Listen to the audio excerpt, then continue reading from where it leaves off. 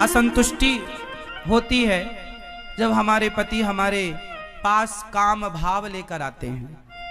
हमारा मन बेचैन हो जाता है कि हमारे हृदय में जो कृष्ण हैं पता नहीं वो निकलकर बाहर ना चले जाएं। ऐसा उस बहन ने मेरे से सवाल किया कि जब पति काम भाव से अपनी पत्नी के पास आता है तो पत्नी को अच्छा नहीं लगता, क्योंकि पत्नी के अंदर भगवत भक्ति जाग गई है, प्रेम जाग गया है।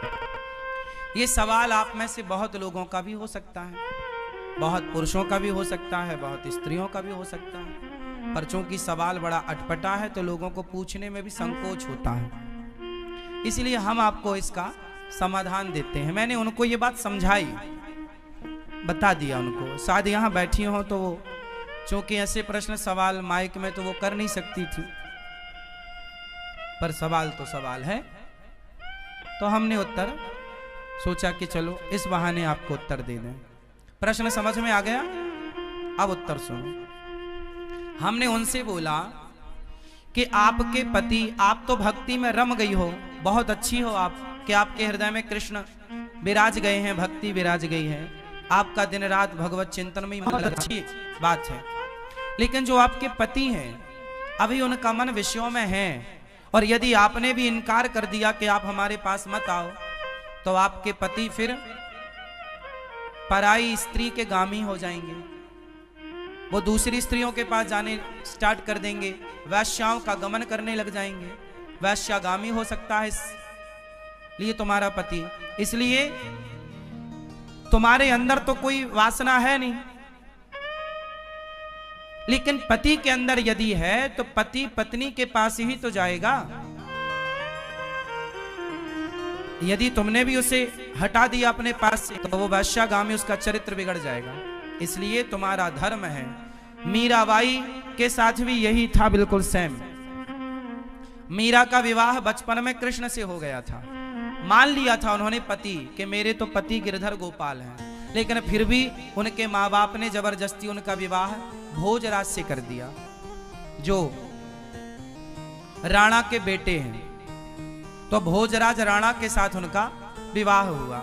जब उनकी पहली रात आई मिलन की, मीराबाई को बिठाया गया एक कमरे में, सिर्फ दीपक का प्रकाश था, और जो कि रिवाज है घूंघट डाल के मीराबाई को बिठाया गया।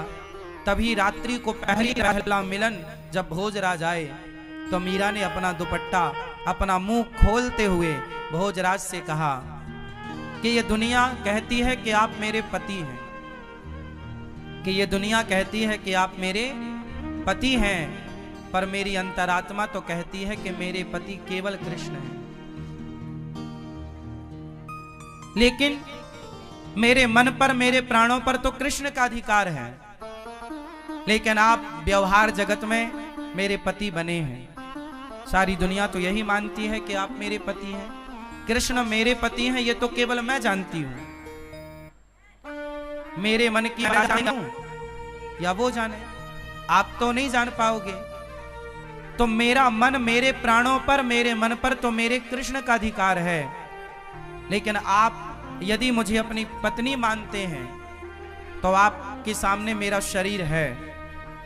यदि मेरे शरीर की भूख है आपको तो मेरे शरीर से आप अपनी भूख मिटा सकते हैं, मैं मना नहीं करूंगी। आप मेरे शरीर से अपनी भूख मिटा लीजिए, लेकिन मेरे मन पर, मेरे प्राणों पर तो मेरे गिरधर गोपाल का ही वश है, कब्जा है। तो इस बात से यह सिद्ध होता है कि यदि आपका पति कामुक है तो फिर धर्म है कि आप अपने पति को भी धीरे धीरे सत्संग से जोड़ें, कथाओं से जोड़ें, धीरे धीरे उसके मन को भी बदलें और उसका साथ दें।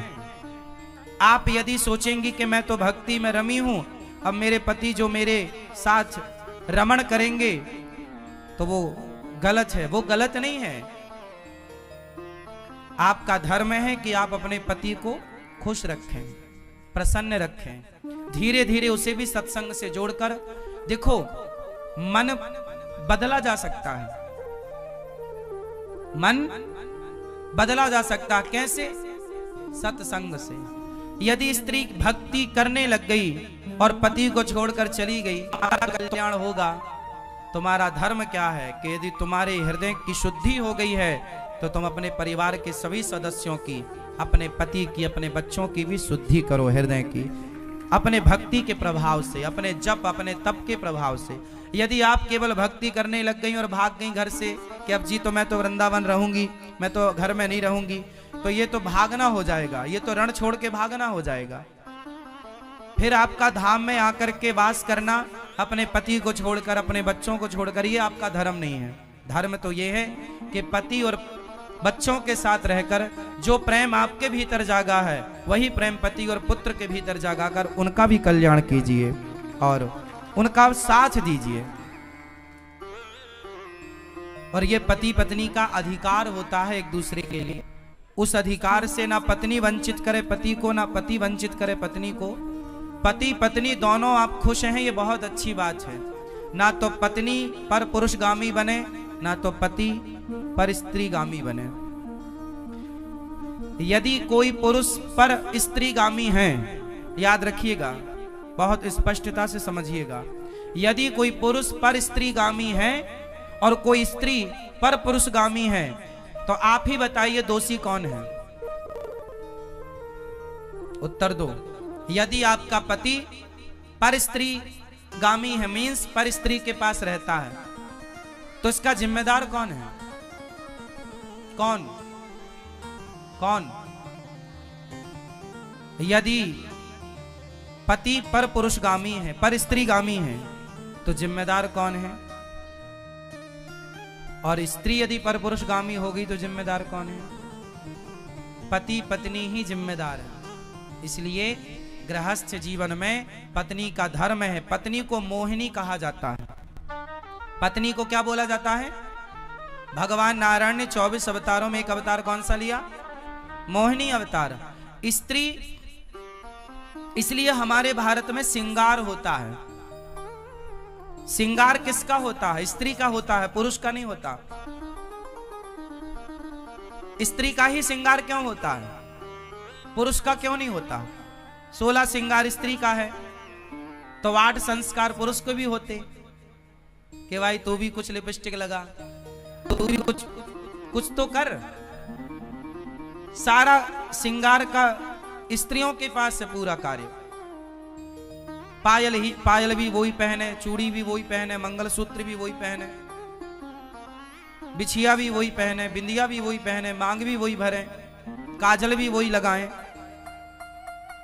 पुरुष के पास श्रृंगार नहीं है कुछ भी। हाँ या ना? बताओ, स्त्रियों को श्रृंगार क्यों दिया गया?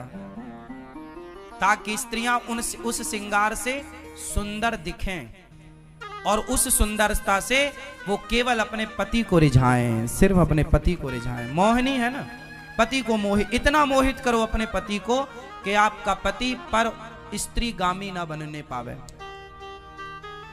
यदि तुम्हारा पति पर स्त्रीगामी बन गया, ठीक से श्रृंगार नहीं किया। लेकिन आजकल श्रृंगार होता तो है जमाने के लिए, पति के लिए तो कुछ नहीं है। इसलिए पड़ोसन को रोज, इसलिए जेठालाल दया को नहीं बबीता को ज्यादा देखता है।